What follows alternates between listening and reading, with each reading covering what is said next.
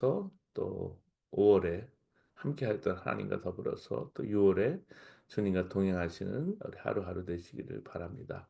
고등학교 때 선생님 한 분이 A.J. 크로닌의 천국의 열쇠라는 책을 소개하는 겁니다. 고등학교 때 문화부라는 그 부서에 있었는데 책을 소개하는데 읽고 많은 영향을 받았는데 이 책이 제가 인생에서 영향을 받은 큰 책 중에 하나예요. 베드로의 베드로가 천국의 열쇠를 주면서 말씀하신 예수님의 말씀 여러분 기억하실 거예요. "내가 천국의 열쇠를 내게 주리니 내가 땅에서 무엇이든지 매면 하늘에서도 매일 것이요 내가 땅에서 무엇이든지 풀면 하늘에서도 또 풀리리라." 라는 마태복음 16장 19절의 말씀입니다. 존 버년이 지은 철로 역정에도 보면 예수님께서 기독도에게 "너 천성 가는데 꼭 이거 하나 가져가거라." 하시면서 열쇠를 주는 장면이 나옵니다. 열쇠는 문제를 해결하는 것입니다. 천국의 열쇠를 A.J. 크로닌이 쓴 책을 이렇게 보면서 왜 천국의 열쇠인지 책을 읽으면서 알게 되었습니다. 여러분 그렇습니다. 예수님께서 우리에게 문제를 해결하는 열쇠를 주셨어요.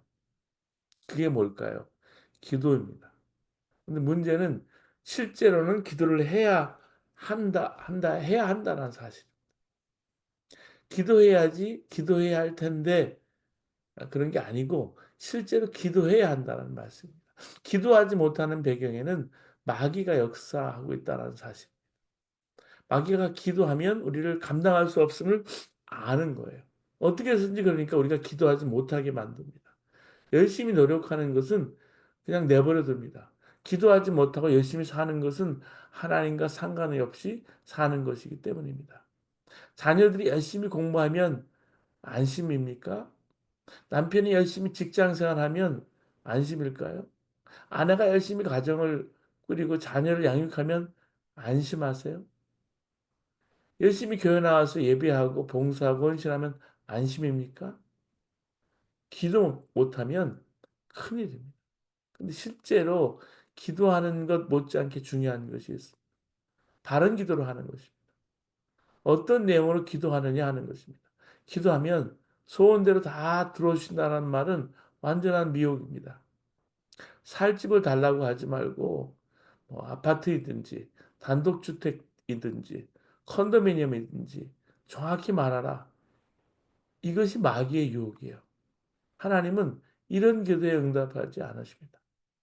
야고보음 4장 1절에서 3절 말씀 보면 너희 중에 싸움이 어디로부터 다툼이 어디로부터 나느냐 너희 지체 중에 싸우는 정욕으로부터 나는 것이 아니냐 너희는 욕심을 내어도 얻지 못하며 살인하며 시기하여도 능히 취하지 못함으로 다투고 싸우는도다.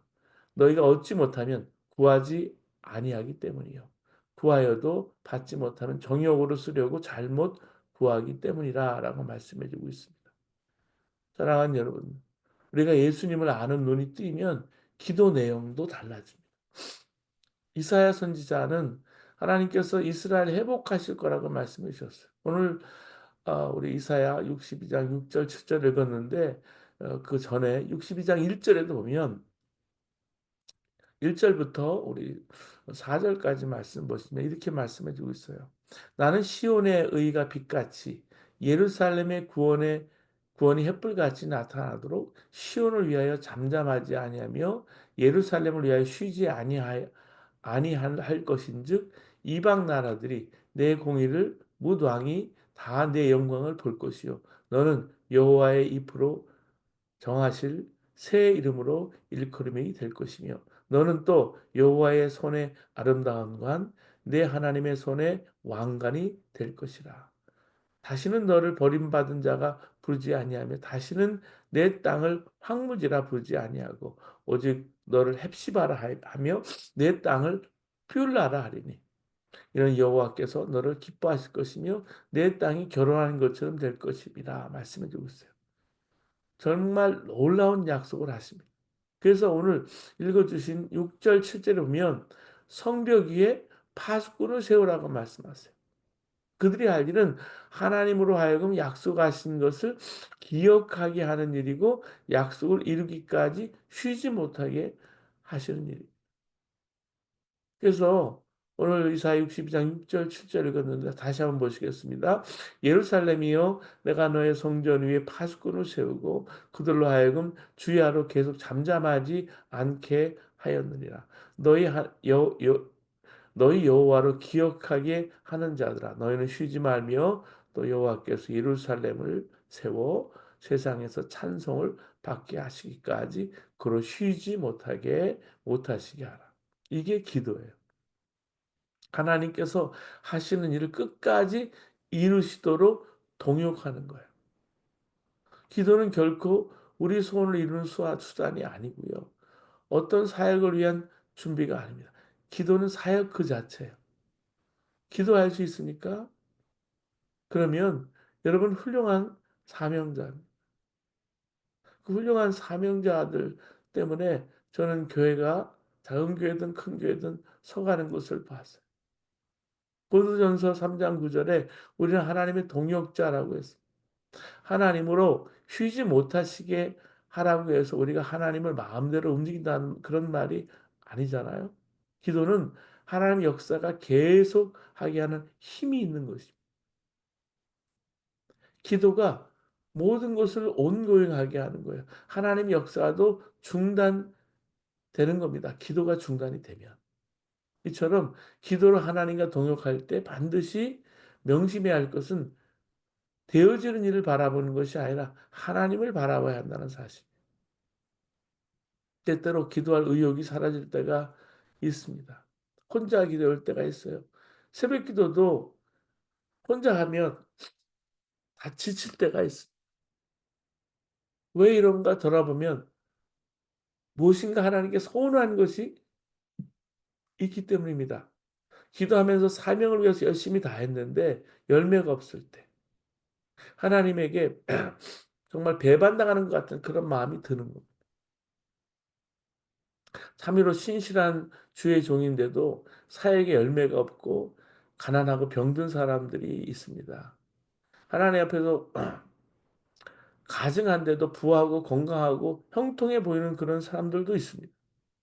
그런데 순교자에 대해서 묵상하면서 깨닫게 되는 게 있어요. 과연 순교자는 무엇을 바라보고 살았기 때문에 그 길을 끝까지 갈 수 있었을까? 주님만 바라보기 때문에 그 길을 갈 수 있었던 것입니다. 순간순간 이제는 힘들고 어려운 일은 피하고 좀 편안하고 부담 없이 지내면 안 될까 하는 마음이 일어날 때가 있습니다. 그럴 때마다 한번 지난 날을 돌아보시기 바랍니다. 힘들고 어려운 때만 생각이 나잖아요. 주님 앞에서도 마찬가지. 출애굽할 때 홍해를 건넜던 이스라엘 백성들은 얼마나 놀랐겠어요. 얼마나 두려웠을 것이고 얼마나 가슴 졸였을까요? 아마 세상에서 자기들이 가장 불행한 사람이라고 여겼을 것입니다. 그러나 두고두고 그 자리에 있었다는 사실로 인해서 자랑스러웠을 거예요. 어느 시대나 하나님께서 주목하시는 곳이 있습니다. 이스라엘 백성들이 홍해를 건너고 요단강을 건널 때 하나님께서는 주목하셨습니다. 다니엘이 들어간 사자굴이나 세 친구 사드락, 메삭, 아벳느고가 던져진 그 풀무불, 그 타는 풀무불 속을 하나님께서 주목하고 계셨습니다. 우리 삶에도 하나님께 주목하는 곳이 있음을 알아야 합니다. 하나님은 아버지시기 때문에 우리의 고통과 눈물과 탄식이 있는 곳을 주목해 보십니다. 고난의 현장, 두려운 곳이고 막막합니다. 그럴지라도 하나님께서 이곳이 주목하는 곳이라면 사실은 축복의 자리입니다. 사랑하는 여러분, 고난과 눈물과 어려운 곳에 있습니까? 하나님이 함께 하시고 하나님이 주목하신다는 사실을 이젠 깨달아야 합니다. 여기가 하나님이 관심이 있는 곳이구나. 하나님이 관심하시는 곳이구나. 그걸 외면하거나 거기서 도망가지 말아야 합니다. 여기 살면서도 하나님 관심하는 곳이 있다면 전쟁터라도 난민 있는 곳이라도 고아들과 약한 사람이 있는 곳이라도 기도하는 거예요. 도와야 하는 겁니다. 그렇지 않으면 후회하고 또 후회하고 땅을 치며 괴로워할 일입니다.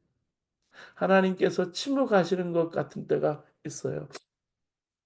사회에 열매가 없고 가족들은 변화되지 않고 언제나 가시 같은 사람은 있고 힘든 일은 계속 일어납니다. 우리가 세상에서 낙심하게 되는 것은 세상이 우리의 최종 목적지가 아니기 때문입니다.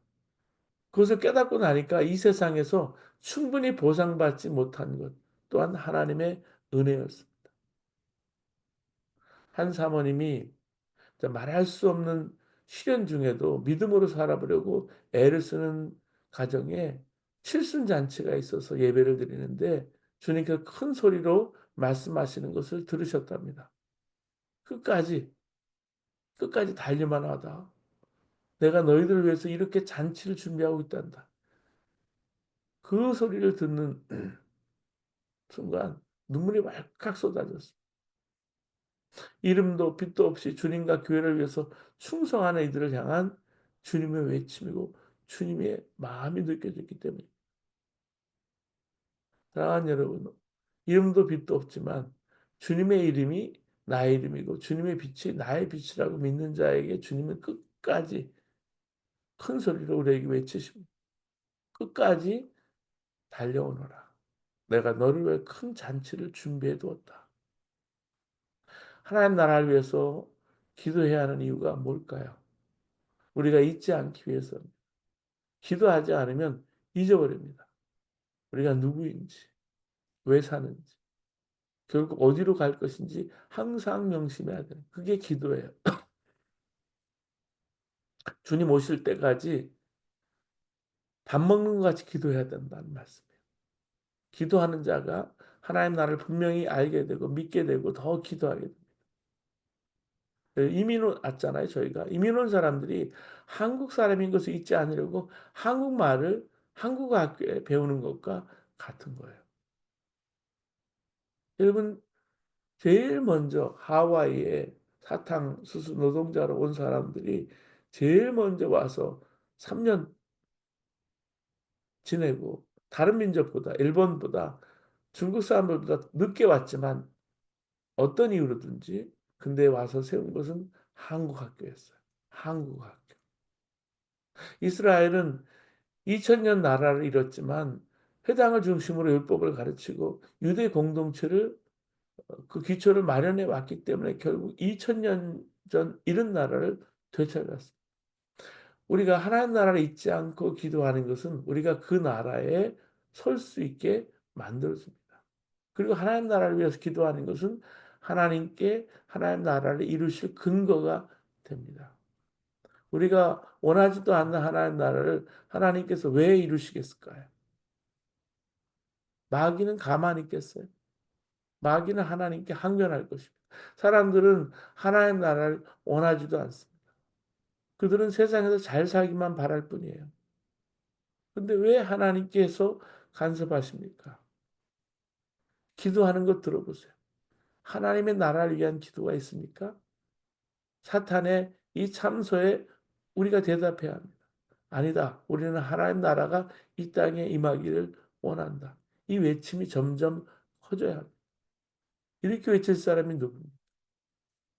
우리는 하나님이 행하신 일을 통해서 하나님이 어떤 분이신지 알 수 있습니다.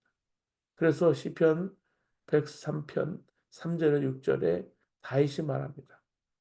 저가 내 모든 죄악을 사하시며 내 모든 병을 고치시며 내 생명 파멸에서 구속하시고 인자와 긍휼로 라고 하나님이 하신 일을 고백합니다. 하나님께서 행하신 놀라운 구원을 기억하면서 하나님을 찬양했습니다. 그러나 하나님 행하신 일만 가지고 하나님 찬양하려고 한다면 기적이 일어나면 하나님 믿고 기적이 일어나지 않으면 영적으로 좌절하고 낙심하게 되죠. 이스라엘 백성들이 실패한 이유가 여기 있습니다. 그들은 하나님 역사, 즉 하나님이 하시는 일에만 관심이 있었어요. 하나님에 대해 관심 있는 게 아니고요. 그 일. 유대인은 표적을 구하고 라는 사도 바울의 지적이 바로 그런 거예요. 그들은 끊임없이 기적을 원했습니다. 홍해가 갈라지니까 하나님 믿었잖아요. 하나님의 위대함을 찬양합니다. 그러다가 사흘 후에 마라에서 쓴물을 만나니까 금방 하나님 원망합니다. 르비딤에서 마실 물이 없자 이스라엘 백성은 하나님이 계신가 아니 계신가라고 말했습니다. 그러다가 바위에서 샘이 솟아나니까 그들은 하나님을 또 찬양합니다. 또 처음에 만나를 먹었을 때도 그들은 너무나 놀라서 이것이 무엇이냐라고 했습니다. 그래서 만나라는 이름이 나오게 됐습니다. 너무나 놀라서 하나님을 찬양했어요. 그들에게 만나는 마치 꿀 섞은 과자처럼 정말 맛있는 달콤한 것이었어요. 그러다가 시간이 지나면서 만나가 맛이 없어지기 시작했어요. 실증이 났어요. 그래서 민수기에 보면 기름 섞인 과자처럼 느끼하기 시작했다는 것입니다. 기적을 볼 때만 하나님 믿으려고 하면 늘 이렇게 불안합니다. 그러나 오랫동안 병이 나지 않는다고 예수님이 그리스도가 아닌 것이 아닙니다. 환경이나 상황이 어렵다고 하나님이 죽은 것이 아닙니다. 이런 믿음을 가지려면 하나님이 행하신 일보다 하나님 그분을 바라봐야 합니다. 하나님 그분 하나님 나라를 바라봐야 합니다. 매일 주님과 동행하는 기쁨이 있어야 기도로 하나님과 동행할 수가 있는 것입니다. 이제 우리 함께 기도하시겠습니다. 함께 기도하겠습니다.